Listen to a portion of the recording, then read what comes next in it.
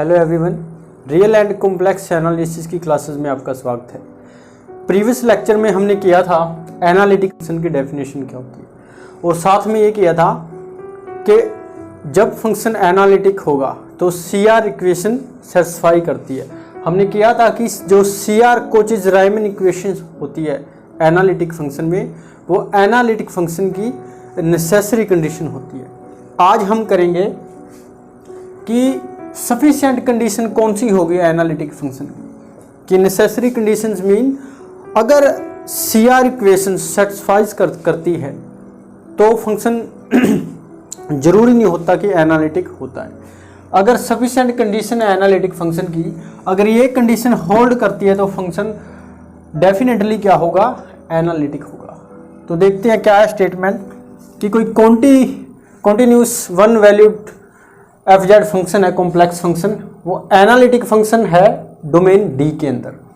उसने दे दिया कि वो एनालिटिक है इफ u का पार्शियल डेरिवेटिव x के रिस्पेक्ट में, y के रिस्पेक्ट में, v का पार्शियल डेरिवेटिव x के और y के रिस्पेक्ट में एग्जिस्ट करेगा और कंटिन्यूस होगा। कहता अगर ये एग्जिस्ट करते हैं तो कंटिन्यूस होते हैं और साथ में ये CR इक्वेशंस है वो सेटिस्फाई करती है D के हर एक पॉइंट पे, तो कहता है फंक्शन एनालिटिक होगा। पहले हमने कोचीज-रायमन इक्वेशंस की थी या CR इक्वेशंस की थी, उसमें क्या था कि जो ये पार्शियल डेरिवेटिव हैं 4 ये सिर्फ एग्जिस्ट करते थे, हमें ये नहीं पता था कि ये कंटिन्यूस है या नहीं है। तो यहाँ क्या अगर ये कंटिन्यूस हो जाए साथ में जो CR इक्वेशन की जो पहले वाली प्रॉपर्टी को लेके हम ऐड कर दें कि जो पार्शियल डेरिवेटिव एग्जिस्ट करते हैं वो कंटिन्यूस भी हैं साथ में, तो वो सफिशिएंट कंडीशन बन जाती है अगर फंक्शन एनालिटिक होने के। तो देखते हैं प्रूफ क्या है। हमने ये दे ही रखा है कि पार्शियल डेरिवेटिव एग्जिस्ट करते हैं और कंटिन्यूस है और CR इक्वेशन सेटिस्फाई करती है। ये हम एज इट इज लिख लेंगे। हम इसके आगे करते हैं कि ये दिया हुआ है कि CR इक्वेशन सेटिस्फाई करती है। सॉल्यूशन है कि जो CR इक्वेशंस हैं वो क्या है, सेटिस्फाई करती है और सेटिस्फाई। तो लिख सकते हैं हम u का partial derivative equal to v का पार्शियल डेरिवेटिव एंड v का partial derivative with respect to y के इक्वल टू माइनस v का partial derivative with respect to x। ये दिया हुआ है यहाँ तक, या आप यहाँ लिख सकते हो कि एक कॉन्टिन्यूस भी साथ में दिया हुआ है। अब प्रूव क्या करना है, हमने प्रूव करना है function FZ is analytic, analytic है ऑन डोमेन D के ऊपर। तो इससे पहले देखते हैं अगर फंक्शन को हमने दिखाना है कि function analytic means domain D है कोई, कि डोमेन D है, जो ये हमने मान लिया कि डोमेन D है,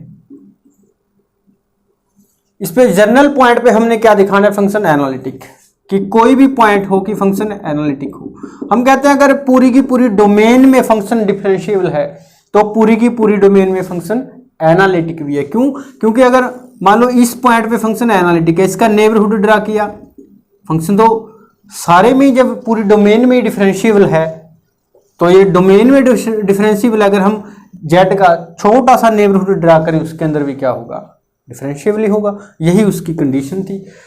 तो यहां से हम लिख सकते हैं कि कोई जनरल पॉइंट z के लिए हम दिखा देंगे कि फंक्शन डिफरेंशिएबल है D के अंदर, तो हम कह देंगे कि फंक्शन एनालिटिक है। अब हमने दिखाना क्या है, हमने किसी एक जनरल पॉइंट पे दिखा देंगे कि D के ऊपर फंक्शन क्या है, डिफरेंशिएबल है। D means general point means पूरी की पूरी D पे फंक्शन डिफरेंशिएबल है। अगर पूरी की पूरी D पे डिफरेंशिएबल होगा तो कोई भी पॉइंट लो और उसका नेबरहुड लो, नेबरहुड भी रहेगा तो D के अंदर ही ना, और वो खुद पॉइंट भी। इसीलिए फंक्शन अगर पूरी की पूरी डोमेन डिफरेंशिएबल है तो हम कहेंगे कि उस डोमेन के ऊपर फंक्शन एनालिटिक भी है। हम किसी एक पॉइंट उठाएंगे जनरल पॉइंट या ओवरऑल पॉइंट D के लिए, हम ये चेक कर दें अगर जो डेफिनेशन है डिफरेंशिएबिलिटी की, अगर हम किसी तरीके से ये दिखा दें कि ये एग्जिस्ट करती है तो फंक्शन क्या है, डिफरेंशिएबल हो जाएगा। तो ये दिखाने के लिए हम फर्स्ट ऑफ ऑल ये लेके चलते हैं पॉइंट ये यहां से ये बनाने के लिए ये हम लेके चले f z plus del z. यहां से देखते हैं क्या आता है। अब हमने किया था कि कॉम्प्लेक्स के अंदर एफ जेड क्या होता है। कॉम्प्लेक्स के अंदर एफ जेड होता है यू आयोटा वी, या इसको हम ऐसे भी लिख सकते हैं, यू किसका फंक्शन है, एक्स और वाई का, और वी भी किसका फंक्शन है, एक्स और वाई का। तो इसी तरह आप देखो, अगर हम सिंपल एफ जेड लिखें तो u प्लस आयोटा वी आएगा। अब जेड में हमने ऐड कर दिया डेल्टा जेड, तो यहां क्या लिखेंगे हम इसको, u x plus del x comma y plus del y, ये आ गया। और साथ में प्लस आयोटा वी, वी को भी हम ऐसे ही लिखेंगे x प्लस डेल एक्स, और साथ में y प्लस डेल वाई, ये लिखेंगे। तो इसको हम इरेज कर देते हैं, ये समझ में आ गया होगा। अब देखते हैं आगे करते हैं कि क्या होगा।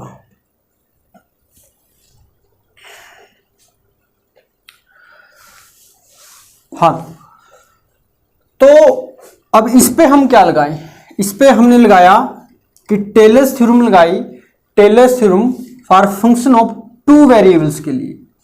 तो कैसे लगाएंगे हम टेलर्स थ्योरम को टू वेरिएबल्स के लिए, कैसे करते थे, हम यहां लिख लेते हैं एक बार रफली कि जैसे x plus h y plus k, अगर इसकी हम टेलर्स थ्योरम एक्सपेंड करें तो क्या आता था, हम लिखते थे x coma y, function of x coma y, और फिर लिखते थे कि पार्शियल डेरिवेटिव u का x के रिस्पेक्ट में, साथ में क्या आ गया h, और पार्शियल डेरिवेटिव u का y के रिस्पेक्ट में, और साथ में क्या आ गया k।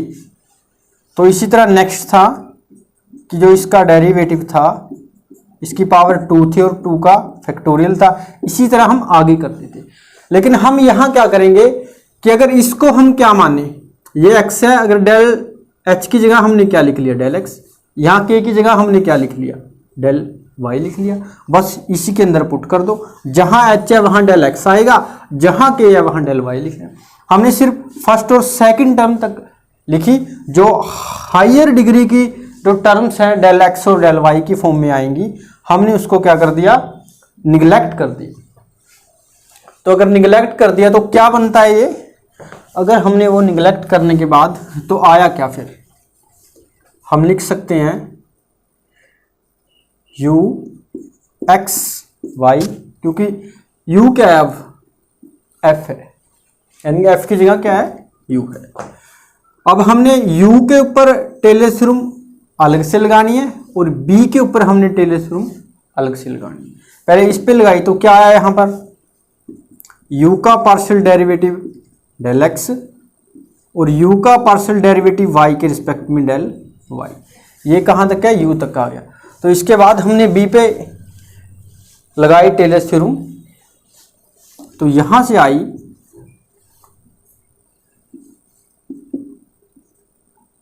यहां से बना आयोटा v x y, और साथ में अब क्या लिखना है कि u का पार्शियल डेरिवेटिव, v का पार्शियल डेरिवेटिव x के रिस्पेक्ट में, साथ में क्या आया डेल x, और b का पार्शियल डेरिवेटिव आया y के रिस्पेक्ट में, और साथ में डेल y। ये हमने यहां तक कर लिया। जो हायर डिग्री की टर्म्स थी वो हमने निगलेक्ट कर दी, हमने छोड़ दी। तो यहां से हमने क्या किया, इसको हमने इकट्ठा कर लिया, ये और ये, इसको लिखा क्या बनाई, u x y iota v x y आया। तो यहां से हमने इसके बाद जो डेल x के कोफिशिएंट थे वो हमने इकट्ठे कर लिए। तो क्या बना, डेल x का कोफिशिएंट ux आया, और यहां पर डेल x का vx, और साथ में आयोटा, यहां बना प्लस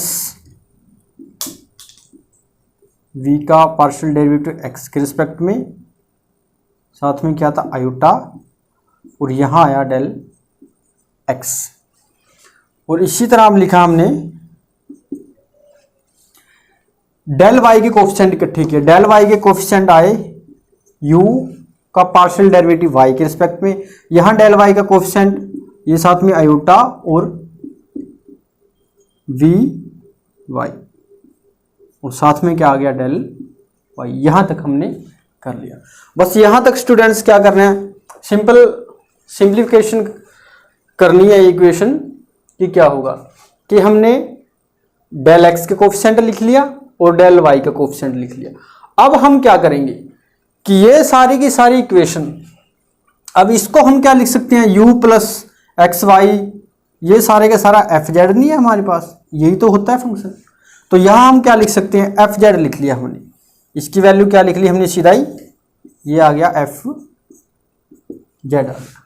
और यहां से क्या किया फिर, अब एक बात ख्याल रखनी है आपने कि ये इक्वेशन x के अंदर है और ये y के अंदर है। या तो इस पूरी इक्वेशंस को हम y में कन्वर्ट करेंगे या पूरी इक्वेशंस को x के अंदर कन्वर्ट कर सकते हैं। यहां से जो CR इक्वेशन सेटिस्फाई करती है ना, दी हुई है, यहां से या पूरी इक्वेशन को हम y के अंदर कन्वर्ट कर सकते हैं या फिर x के अंदर कर सकते हैं। अगर x के अंदर कन्वर्ट करनी है तो uy की वैल्यू पुट करो यहां से, अगर vy की वैल्यू क्या आएगी फिर यहां से हमने पुट की। तो देखते हैं इसको कैसे आया। तो यहां से क्या बना, ये हमने सेम रख लिया, f z plus u x plus iota v x. यहां देखते हैं क्या बना।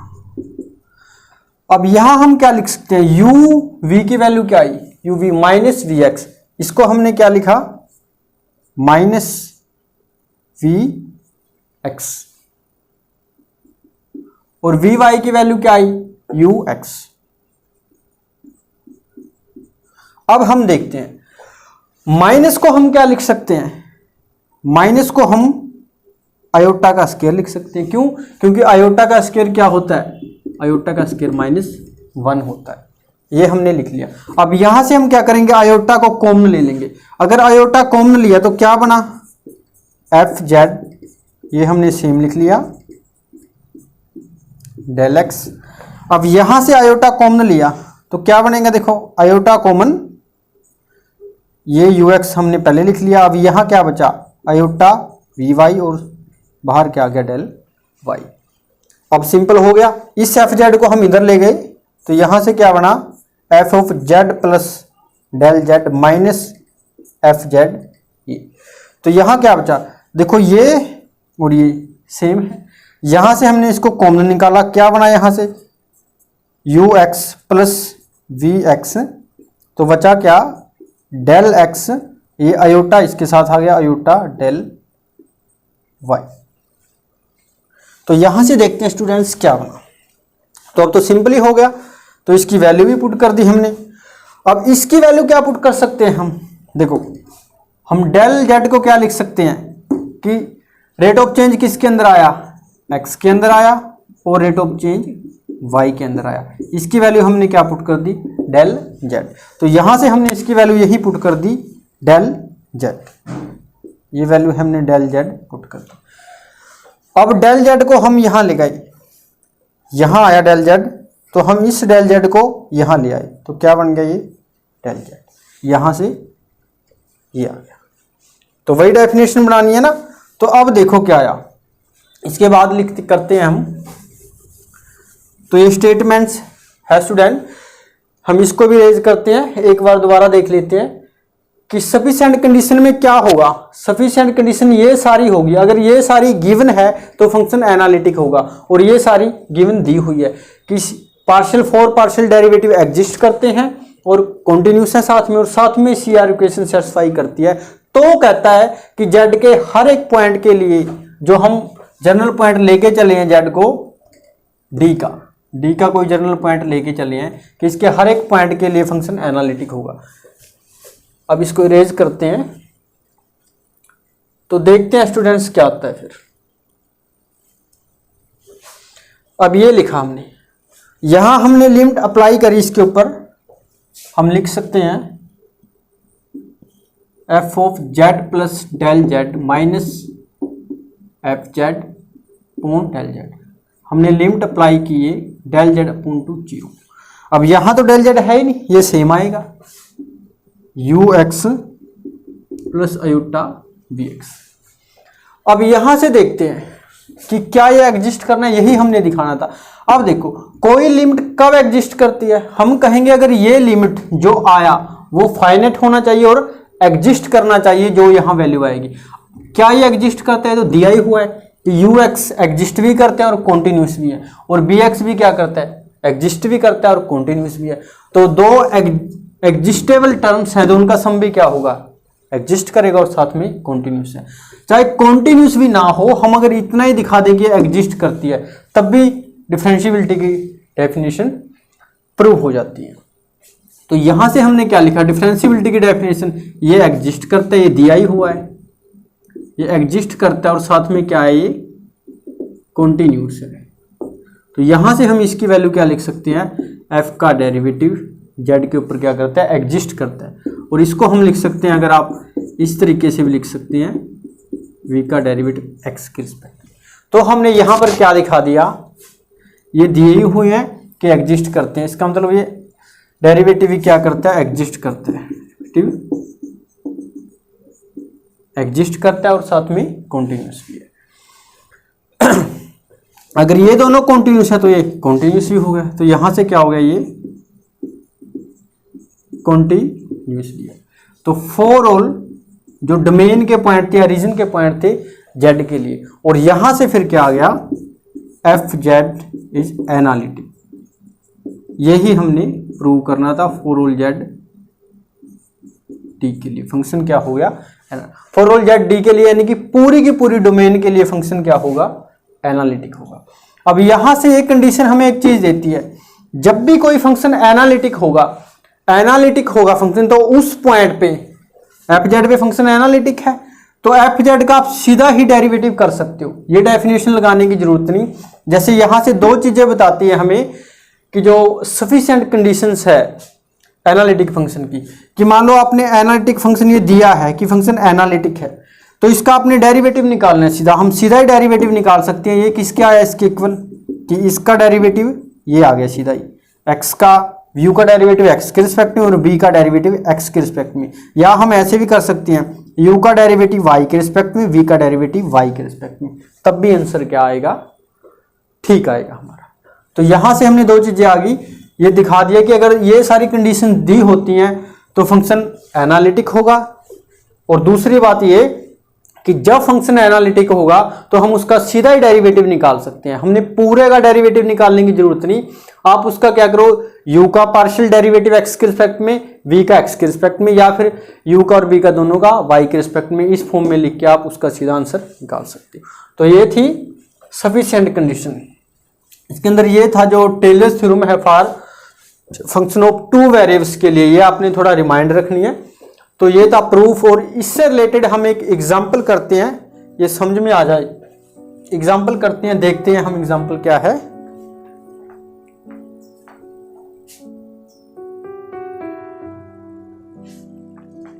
हाँ तो डियर्स, एग्जाम्पल है ये कि साइन हाइपरबोलिक जेड, ये हमने दिखाना है कि एनालिटिक है और साथ में इसका डेरिवेटिव हमने फाइंड आउट करना है। तो देखते हैं क्या है function sine hyperbolic Z. Z को हमने एक्स प्लस आयोटा वाई की फॉर्म में लिख सकते हैं।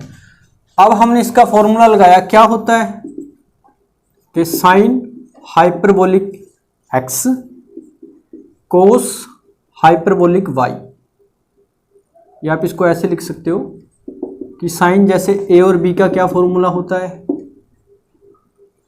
यहां से हमने देखा कि साइन ए कोस बी प्लस कोस ए साइन बी। यहां पर ए क्या है, हाइपरबोलिक एक्स है, एच एक्स है, और बी क्या है, एच आयोटा वाई है। तो यहां से हमने लिखा, तो कोस क्या आया, एक्स वाई हाइपरबोलिक वाई, और यहां से प्लस कोस ए क्या है एच एक्स, यानी कि साथ में आया एच एक्स, और साइन क्या था साइन वी क्या है iota y, h iota y, यहां से क्या आया वी ये। तो अब यहां से हम देखते हैं कि साइन हाइपरबोलिक एक्स और ये इसकी किसकी वैल्यू होती है कोस वाई की वैल्यू होती है। जैसे हम देखें तो कोस हाइपरबोलिक वाई या थीटा लिख सकते हो आप जनरली, तो किसके इक्वल होता है ये कोस थीटा के इक्वल होता है। अगर हम साइन के लिए लिखें साइन हाइपरबोलिक आयोटा थीटा तो ये होता है तो आयोटा साइन थीटा के। तो यहां से क्या आया साइन हाइपरबोलिक एक्स और कोस की वैल्यू यहां से क्या लिखी हमने कोस थीटा यानी कि कोस वाई और प्लस तो कोस हाइपरबोलिक एक्स सेम आया तो साइन हाइपरबोलिक आयोटा वाई तो ये क्या आया, क्योंकि जब कोस के साथ आयोटा नहीं आता और साइन के साथ हम आयोटा को लिखते हैं तो यहां पर जो साइन के साथ आयोटा आया ये हमने यहां लिख लिया तो बचा क्या साइन आयोटा यानी कि सॉरी साइन थीटा यानी कि साइन वाई या। तो अब तो सिंपल बन गया। तो यहां से देखा हमने साइन जेड की वैल्यू क्या आई तो ये आई। अब यहां से देखा फंक्शन एनालिटिक होने के लिए क्या जरूरी है कि फंक्शन एनालिटिक होने के लिए तो ये क्या बना यू एक्स वाई और ये क्या बना यू वी एक्स वाई। तो इसके लिए यही जरूरी था ना कि u का डेरिवेटिव y के रिस्पेक्ट में साथ में एग्जिस्ट भी हो और साथ में जो CR इक्वेशंस है वो सेटिस्फाई भी करनी चाहिए और कॉन्टिन्यूस भी होनी चाहिए। तो यहां से हमने देखा CR इक्वेशंस के लिए ux देखा हमने क्या आया u क्या है ये x के रिस्पेक्ट में डेरिवेटिव, तो x के रिस्पेक्ट में क्या आया साइन हाइपरबोलिक x क्या आया कोस हाइपरबोलिक x कोस y और निकाल लेते हैं v का डेरिवेटिव x के रिस्पेक्ट में, v का डेरिवेटिव x के रिस्पेक्ट में v ये है ना अकेला आयोटा नहीं लिखना साथ में इसके। तो v का डेरिवेटिव क्या आया इसके रिस्पेक्ट में तो y के रिस्पेक्ट में है ना ये, तो ये तो सेम ही आ गया कोस हाइपरबोलिक x और साइन y क्या आ गया कोस y, ये सेम आ गया। तो और दूसरा क्या था कि u का डेरिवेटिव y के रिस्पेक्ट में, अब देखते हैं u का डेरिवेटिव y के रिस्पेक्ट में क्या आया साइन हाइपरबोलिक x, तो कोस y का डेरिवेटिव क्या होता है माइनस साइन y होता है। तो अब देखते हैं ux हमने निकाला, अब क्या आया vx, तो vx क्या आया vx x के रिस्पेक्ट में डेरिवेटिव क्या आया कोस का डेरिवेटिव क्या आया साइन हाइपरबोलिक x। इसमें ख्याल रखना कि जो कोस हाइपरबोलिक x का डेरिवेटिव होता है यहां हम माइनस नहीं लिखते, ये क्या आता है सिंपल साइन x। अगर सिंपल डेरिवेटिव हम कोस x का लिखें तब आता है माइनस साइन x, और साइन का डेरिवेटिव हाइपरबोलिक में और सिंपल में सेम रहता है, कोस हाइपरबोलिक x आता है, अगर सिंपल हो तो साइन x का डेरिवेटिव कोस x आता है। तो यहां से देखा vx और साथ में क्या आ गया ये साइन y। अब ये सेटिस्फाई करेगी इक्वेशन, देखो ux equal to v y ये है ही है और u v का डेरिवेटिव हम क्या लिखते हैं माइनस लिखते हैं ना साथ में माइनस और vx। अब देखो u y का डेरिवेटिव हम माइनस को इधर ले गए ना, ये तो माइनस है ही इसके साथ, तो अब vx के साथ हमने माइनस y CR इक्वेशन आ गया, तो ये डेफिनेशन सेटिस्फाई होगी। और साथ में देखना कि जो ट्रिग्नोमेट्रिक फंक्शंस हैं जो ये है साइन हाइपरबोलिक x कोस y ये सारे क्या है कॉन्टिन्यूस होते हैं, और जो इनका जो पार्शियल डेरिवेटिव आया वो भी किस फॉर्म में आया साइन और कोस की फॉर्म में। अब हमने देखा इसका जो CR इक्वेशन का जो पार्शियल डेरिवेटिव है वो भी क्या होगा कॉन्टिन्यूस होगा, तो यहां से ये सारे क्या बनेंगे कॉन्टिन्यूस होंगे। तो यहां से हमने देखा ये एग्जिस्ट भी करते हैं और CR इक्वेशन सेटिस्फाई भी करती है। तो यहां से देखा जो ये सारे डेरिवेटिव हैं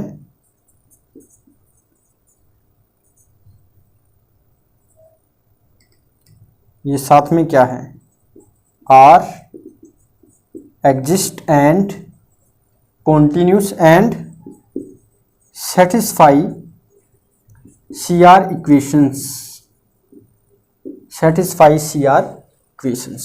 तो यहां से हम सीधा ही लिख सकते हैं, तो यहां से सीधा ही आ गया कि ये सफिशिएंट कंडीशन एप्लीकेबल है यहां पर। तो यहां पर हमने सीधा ही लिख दिया, क्या आया कि जो साइन हाइपरबोलिक जेड है वो क्या है, एनालिटिक है, इज एनालिटिक।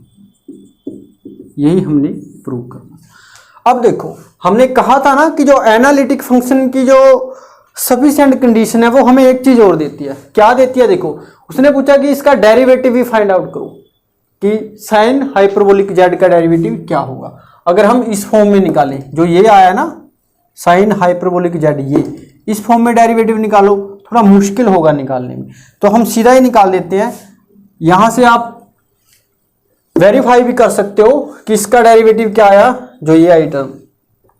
यहां से हमने जो एनालिटिक फंक्शन की थ्योरम वो ये देती है कि अगर किसी फंक्शन का जो एनालिटिक है उसका डेरिवेटिव क्या होगा, u के रिस्पेक्ट में x के साथ, x के रिस्पेक्ट में u का डेरिवेटिव और x के रिस्पेक्ट में v का डेरिवेटिव, या आप क्या कह सकते हो, u का डेरिवेटिव y के रिस्पेक्ट में, v का डेरिवेटिव भी y के रिस्पेक्ट में। जो ये आएगा यही क्या होगा, इसका डेरिवेटिव होगा। अब यहां से हम देख सकते हैं कि जो साइन हाइपरबोलिक जेड का जो डेरिवेटिव आया, क्या आया, ux क्या था, ये था, कोस हाइपरबोलिक x कोस y प्लस आयोटा vx क्या था, ये था, vx क्या था plus iota sine hyperbolic x।